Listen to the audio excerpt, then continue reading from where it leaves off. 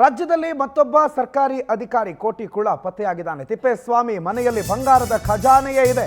ಇವತ್ತು ಬೆಳಿಗ್ಗೆ 6:15 ರಾಜ್ಯದ 25 ಕಡೆ ಲೋಕಾಯುಕ್ತ ದಾಳಿ ನಡೆಯುತ್ತೆ. ಆ ದಾಳಿಯಲ್ಲಿ ಟೌನ್ ಪ್ಲಾನಿಂಗ್ನ ನಿರ್ದೇಶಕ ತಿಪ್ಪೇಸ್ವಾಮಿ ಕೂಡ ಒಬ್ರು. ಗಿರಿನಗರದಲ್ಲಿ ಇವ್ರ ಮನೆ, ಗಿರಿನಗರದ ಇವರ ಐಷಾರಾಮಿ ಬಂಗಲೆಯಲ್ಲಿ ಚಿನ್ನ ರಾಶಿ ಬಿದ್ದಿದೆ. ಇವರು ತಿಪ್ಪೇಸ್ವಾಮಿ ಅಲ್ಲ, ಚಿನ್ನಸ್ವಾಮಿ ಅಂತ ಕರಿಬಹುದು ಇವ್ರನ್ನ. ದಾಳಿ ಮಾಡಿದ ಲೋಕಾಯುಕ್ತ ಅಧಿಕಾರಿಗಳೇ ಶಾಕ್ ಆಗಿಬಿಟ್ಟಿದ್ದಾರೆ.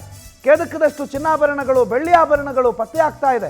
ಆ ಫೋಟೋ ನೋಡಿದ್ರೆ ನಿಮ್ಗೆ ಆಶ್ಚರ್ಯ ಆಗ್ಬಿಡುತ್ತೆ. ನೋಡಿ, ಚಿನ್ನದ ಸರಗಳು 28, 29 ಚಿನ್ನದ ಸರ ಇದೆಯಂತೆ, 28, 29 ಚಿನ್ನದ ಓಲೆಗಳಿದೆಯಂತೆ, 7 ಲಕ್ಷ ಕಾಸು, 7 ಲಕ್ಷ ಹಾರ್ಡ್ ಕ್ಯಾಶ್ ಸಿಕ್ಕಿದೆ, ಕಂತೆ ನೋಟ್ ಸಿಕ್ಕಿದೆ, ಬೆಳ್ಳಿ ಆಭರಣಗಳು KG ಲೆಕ್ಕದಲ್ಲಿ ಸಿಕ್ಕಿವೆ, ವಾಚ್ಗಳು, ಐಷಾರಾಮಿ ವಾಚ್ಗಳು, ಎಂತೆಂಥ ವಾಚ್ಗಳು, ಇದೆಲ್ಲವೂ ಕೂಡ ಟೌನ್ ಪ್ಲಾನಿಂಗ್ನ ಡೈರೆಕ್ಟರ್ ಆಗಿರುವ ತಿಪ್ಪೇಸ್ವಾಮಿ ಅವರ ನಿವಾಸದಲ್ಲಿ ಸಿಕ್ಕಿರೋದು.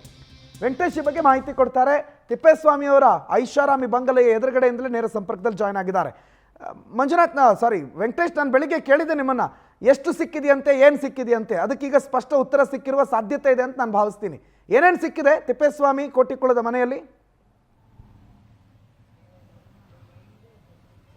ಪ್ರಣತ್, ಈಗಾಗಲೇ ಏನು ಬೆಳಗಿನಿಂದ ಶೋಧ ಮಾಡ್ತಾ ಇರುವಂತಹ ಅಧಿಕಾರಿಗಳಿಗೆ ಸಾಕಷ್ಟು ದೊಡ್ಡ ಪ್ರಮಾಣದಲ್ಲಿ ಕೂಡ ಬಂಗಾರದ ಒಡವೆಗಳು, ಚಿನ್ನ ಹಾಗೂ ಬೆಳ್ಳಿ ಸೇರಿದಂತೆ ನಗದು ಕೂಡ ಪತ್ತೆಯಾಗಿದೆ. 28ಕ್ಕೂ ಹೆಚ್ಚು ಜೊತೆ ಓಲೆ ಹಾಗೂ 28ಕ್ಕೂ ಹೆಚ್ಚಿನ ನೆಕ್ಲೆಸ್ಗಳು, ಮುತ್ತಿನ ಹಾರ ಮತ್ತು ಉಂಗುರ ಸೇರಿದಂತೆ ಸಾಕಷ್ಟು ಬಳೆಗಳು, ಇನ್ನು ಕೈಗೆ ಧರಿಸುವಂತಹ ಮಹಿಳೆಯರು ಧರಿಸುವಂತಹ ಬಳೆಗಳಾಗಿರ್ಬೋದು ಮತ್ತು ಬೆಳ್ಳಿ ಸಾಮಾನು KG ಗಟ್ಟಲೆ ಸಿಕ್ಕಿದೆ. ಇದನ್ನು ಹೊರತುಪಡಿಸಿದ್ರೆ ಸುಮಾರು 9 ಲಕ್ಷದಷ್ಟು ಹಣ ನಗದು ರೂಪದಲ್ಲಿ ಸಿಕ್ಕಿರುವಂಥದ್ದು. ಇನ್ನು ಇದನ್ನ ಬಿಟ್ಟರೆ ಇನ್ನೂ ಸಾಕಷ್ಟು ದೊಡ್ಡ ಪ್ರಮಾಣದಲ್ಲಿ ಆಸ್ತಿ ಪತ್ರಗಳು ಸಿಕ್ಕಿದೆ, ಬ್ಯಾಂಕ್ ಬ್ಯಾಲೆನ್ಸ್ನ ಪಾಸ್ಬುಕ್ಗಳು ಕೂಡ ಸಿಕ್ಕಿದೆ.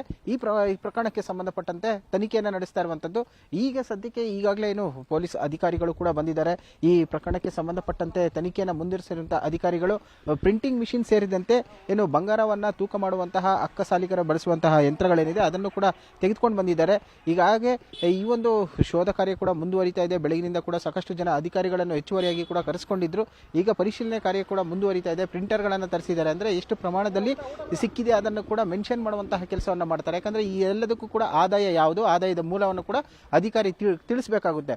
ಅದಲ್ಲದೆ ಏನು ಅವರ ಕುಟುಂಬಸ್ಥರಾಗಿರ್ಬೋದು ಮತ್ತೆ ಅವರ ಸಂಬಂಧಿಕರಾಗಿರ್ಬೋದು, ಅವರ ಮಡದಿ ಅಥವಾ ಮಕ್ಕಳು ಯಾರಿದ್ದಾರೆ ಅವರ ಹೆಸರಿನಲ್ಲಿರುವಂತಹ ಬ್ಯಾಂಕ್ ಬ್ಯಾಲೆನ್ಸ್ ಮತ್ತೆ ಅವರಲ್ಲಿ ಇರುವಂತಹ ನಗದು ರೂಪಗಳೇನಿದೆ ಅವೆಲ್ಲವನ್ನು ಕೂಡ ಕೊಡಬೇಕಾಗುತ್ತೆ. ಇದೆಲ್ಲದಕ್ಕೂ ಕೂಡ ದಾಖಲೆಗಳನ್ನು ಕೊಟ್ಟಂತ ಸಂದರ್ಭದಲ್ಲಿ ಅವರಿಗೆ ವಾಪಸ್ಸನ್ನು ಕೊಡಬಹುದು. ಆದರೆ ಈಗ ಸದ್ಯಕ್ಕೆ ಅವರು ವಶಪಡಿಸಿಕೊಂಡಿರುವಂತಹ ಇಷ್ಟು ಏನು ಒಂದು ಚಿನ್ನ ಬೆಳ್ಳಿ ಆಗಿರ್ಬೋದು ನಗದು ಅದಕ್ಕೆ ದಾಖಲೆ ರೂಪದಲ್ಲಿ ಕೊಡಬೇಕಾಗುತ್ತೆ. ಇನ್ನು ಕೂಡ ಅಧಿಕಾರಿಗಳು ಪ್ರಶ್ನೆಯನ್ನು ಮಾಡ್ತಾ ಇದ್ದಾರೆ. ಮತ್ತು ಆಸ್ತಿ ಪತ್ರಗಳೇನಿದೆ ಅದನ್ನೆಲ್ಲವನ್ನು ಕೂಡ ಪರಿಶೀಲನೆ ಮಾಡುವಂತಹ ಕೆಲಸಗಳು ಕೂಡ ಮುಂದುವರಿತಾ ಇದೆ.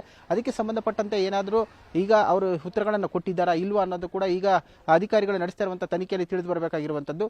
ಜೊತೆಗೆ ಈಗ ಈ ಒಂದು ಇಲ್ಲಿವರೆಗೂ ಕೂಡ ಇಷ್ಟರ ಮಟ್ಟಿಗೆ ಇಷ್ಟು ಪ್ರಮಾಣದಲ್ಲಿ ಸಿಕ್ಕಿರುವಂತಹ ಒಡವೆ ಆಗಿರ್ಬೋದು, ನಗದಾಗಿರ್ಬೋದು ಎಲ್ಲವನ್ನು ಕೂಡ ಈಗ ಸದ್ಯಕ್ಕೆ ಪರಿಶೀಲನೆ ಮಾಡ್ತಾ ಇದ್ದಾರೆ. ಇದನ್ನ ಹೊರತುಪಡಿಸಿದರೆ ಬೇರೆ ಎಲ್ಲ ಯಾವ ಕಡೆ ಇದೆ ಅನ್ನೋದ್ರ ಬಗ್ಗೆ ಕೂಡ ಈಗ ಅಧಿಕಾರಿಗಳು ಪ್ರಶ್ನೆಯನ್ನು ಮಾಡ್ತಾ ಇರುವಂತದ್ದು. ಪ್ರಣತ್, ಥ್ಯಾಂಕ್ ಯು ವೆಂಕಟೇಶ್ ಮಾಹಿತಿಗೆ.